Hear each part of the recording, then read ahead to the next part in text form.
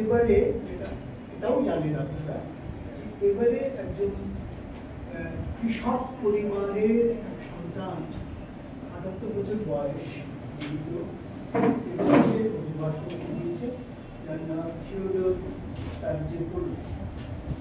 এখন উনি কৃষক পরিবারে জন্মে তারপরে জার্মানিতে বার্ন এনসেম্বলে পড়াশোনা করেন এবং গ্রিসের দেশের মানুষ। গ্রিস আমার খুব প্রিয়, আমি আমার দেশের সংস্কৃত নাটক, বাংলা নাটকের পরে যার সম্পর্কে পড়াশোনা করেছি আমার পঠন পাঠনে, সেখানে গ্রিস একটা বড় ভূমিকা পালন করেছিল।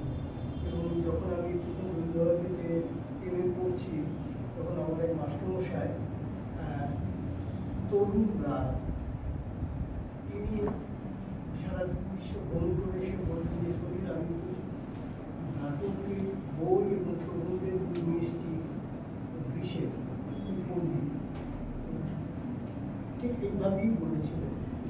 আমি তার জন্য কৃতজ্ঞ এবং সেখান থেকে পড়াশোনা শুরু করি এবং গ্রিক, জার্মান, সংস্কৃত সমস্তগুলো একটা বিরাট বিশ্ব হয়ে যায়।